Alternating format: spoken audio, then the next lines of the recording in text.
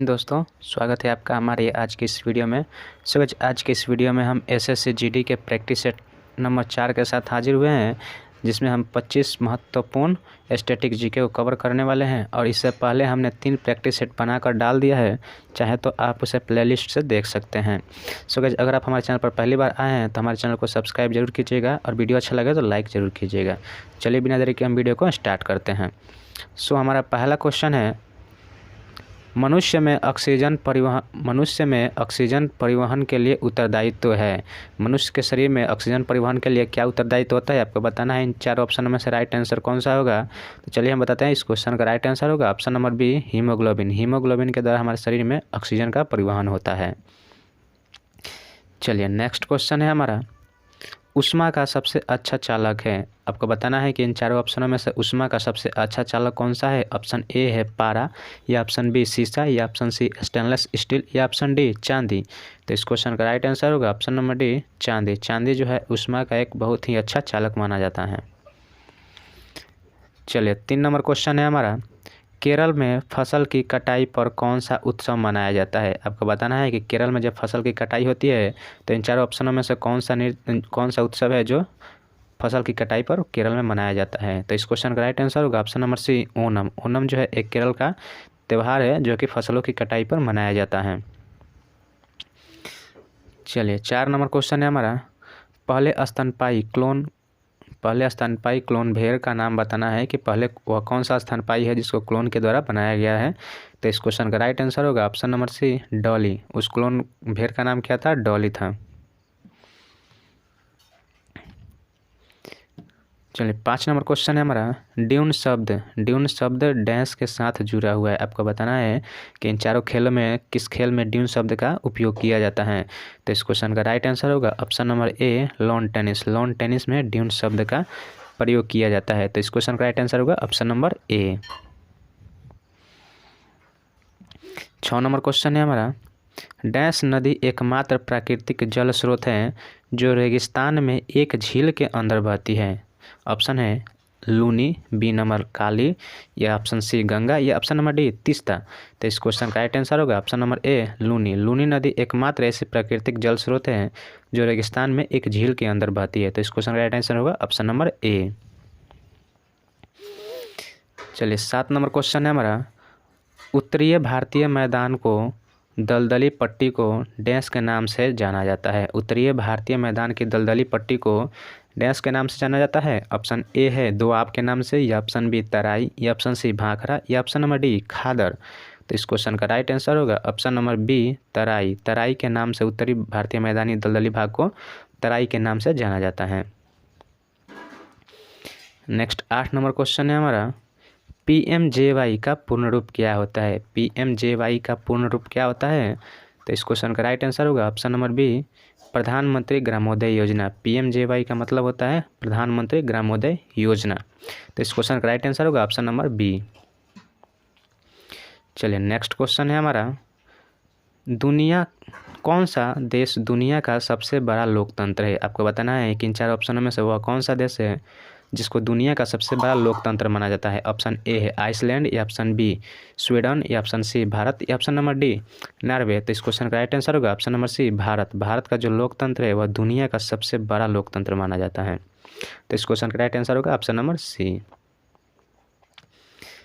चलिए next 10 number question है हमारा, निम्न में से कौन सी शास्त्रीय नृत्य की एक शैली नहीं है। आपको बताना है कि इन 4 ऑप्शनों में से ऐसा कौन सा नृत्य है जो कि एक शास्त्रीय नृत्य की शैली नहीं है। तो इस क्वेश्चन का राइट आंसर होगा option number C, Kalbelia. Kalbelia जो नृत्य है यह एक शास्त्रीय नृत्य नहीं है।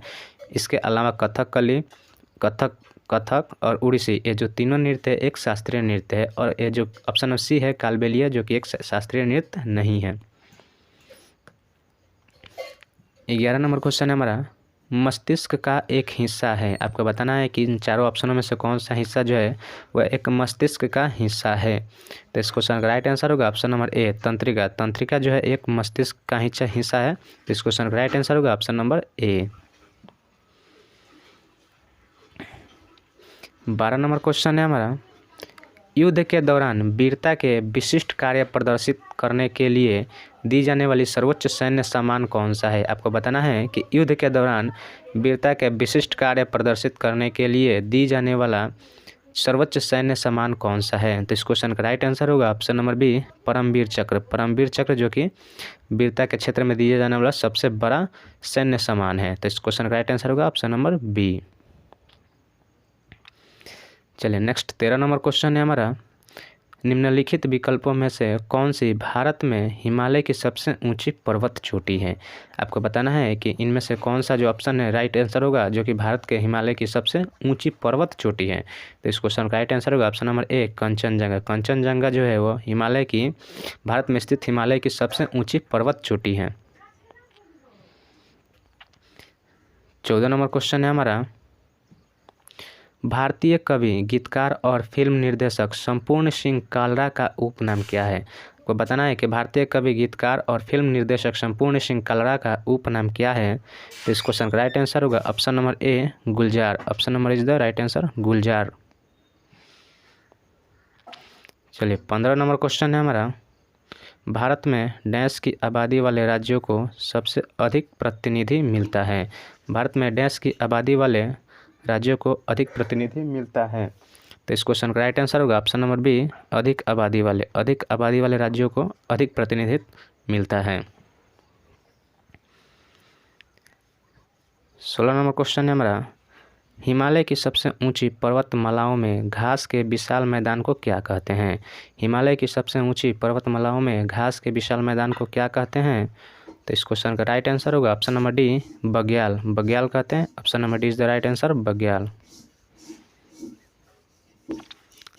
17 नंबर क्वेश्चन है हमारा, स्वतंत्रता के बाद भारत के पहले उप प्रधानमंत्री कौन हुए हैं? स्वतंत्रता आज़ादी के बाद भारत के पहले उप प्रधानमंत्री कौन बने हैं? तो इस क्वेश्चन का राइट आंसर होगा option number A, Sardar Vallabh Bhai Patel. Option number is the right answer, Sardar Vallabh Bhai Patel, जिनको हम भारत का लौह पुरुष भी कहते हैं। Option number is the right answer. 18 number question है हमारा, निम्नलिखित में से कौन से व्यापार और रोजगार नहीं है? आपको बताना है कि इन चारों ऑप्शनों में से ऐसा कौन सा ऑप्शन है जो व्यापार और रोजगार नहीं है? तो इस क्वेश्चन का राइट आंसर होगा ऑप्शन नंबर सी, निर्यात सुरक्षा, जो कि व्यापार और रोजगार के श्रेणी में नहीं आता है। तो इसका राइट आंसर होगा ऑप्शन नंबर सी। चलिए 19 नंबर क्वेश्चन है हमारा, भारतीय जनता पार्टी बीजेपी की उत्पत्ति डैश द्वारा स्थापित भारतीय जनसंघ में निहित है। क्वेश्चन है आपका, भारतीय जनता पार्टी बीजेपी के उत्पत्ति डैश द्वारा स्थापित भारतीय जनसंघ में निहित नहीं है। तो इस क्वेश्चन का राइट आंसर होगा option number A, Shyama Prasad Mukherjee. Option number is the right answer, Shyama Prasad Mukherjee. 20 number question है हमारा, 1993 में जमींदारी प्रणाली किसके द्वारा शुरू की गई थी? 1993 में जमींदारी प्रणाली किसके द्वारा शुरू की गई थी? आपको बताना है। तो इस क्वेश्चन का राइट आंसर होगा option number B, Cornwallis. Cornwallis के द्वारा 1993 में जमींदारी प्रणाली की शुरुआत की गई थी। 21 नंबर क्वेश्चन है हमारा, हरित क्रांति में किसे शामिल नहीं किया जा सकता? हरित क्रांति में किसे शामिल नहीं किया जाता? तो ऑप्शन ए है, गांव की सड़कों के सुधार। गांव के सड़कों के सुधार को हरित क्रांति में शामिल नहीं किया गया था। इस क्वेश्चन का राइट आंसर होगा ऑप्शन नंबर ए। 22 नंबर क्वेश्चन है हमारा, साइको मीराबाई चानू को 2018 में डैश के लिए पद्म श्री से सम्मानित किया गया था। ऑप्शन ए, एथलेटिक के लिए, या ऑप्शन बी, क्रिकेट के लिए, या ऑप्शन सी, कुश्ती के लिए, या ऑप्शन डी, भारोत्तोलन के लिए। तो ये जो साइको मीराबाई चानू है यह भारोत्तोलन खेलती हैं। तो इस क्वेश्चन का राइट आंसर होगा ऑप्शन नंबर डी, भारोत्तोलन के लिए इनको पद्म श्री से सम्मानित किया गया था, जो कि 2018 में। तो इस क्वेश्चन का राइट आंसर होगा ऑप्शन नंबर डी। चलिए 23 नंबर क्वेश्चन है हमारा, गरबा एक लोक नृत्य है जिसकी उत्पत्ति डैश में हुई है। गरबा लोक नृत्य है जो कि जिसकी उत्पत्ति कहाँ से हुई है? तो गरबा जो है वह गुजरात का एक लोक नृत्य है, इसलिए इसकी उत्पत्ति भी गुजरात से ही हुई है। इस क्वेश्चन का राइट आंसर होगा option number D, Gujarat. 24 number question है हमारा, वह एकमात्र पाकिस्तानी नागरिक कौन था जिसे भारत रत्न से सम्मानित किया गया था? तो इस क्वेश्चन का राइट आंसर होगा option number D, Khan Abdul Ghaffar Khan. एकमात्र पाकिस्तानी खान अब्दुल गफ्फार खान है जिन्हें भारत रत्न से सम्मानित किया गया था। नेक्स्ट और लास्ट क्वेश्चन है हमारा, डैश को कोशिका का पावर हाउस कहा जाता है। आपको बताना है कि किसको कोशिका का पावर हाउस कहा जाता है। ऑप्शन ए है नाभिक, या ऑप्शन बी कोशिका झिल्ली, या ऑप्शन सी माइटोकॉन्ड्रिया, या ऑप्शन नंबर डी गोल्गी का है। तो इस क्वेश्चन का राइट आंसर होगा option number C mitochondria. Mitochondria को हम कोशिका का पावर हाउस कहते हैं। तो इस क्वेश्चन का राइट आंसर होगा option number C. So guys आज के लिए बस इतना ही। उम्मीद करते हैं वीडियो आपको अच्छी लगी हो। अगर आपको वीडियो अच्छी लगी हो तो हमारे इस वीडियो को लाइक कीजिएगा, और हमारे चैनल पर पहली बार आए हैं तो हमारे चैनल को सब्सक्राइब जरूर कीजिएगा।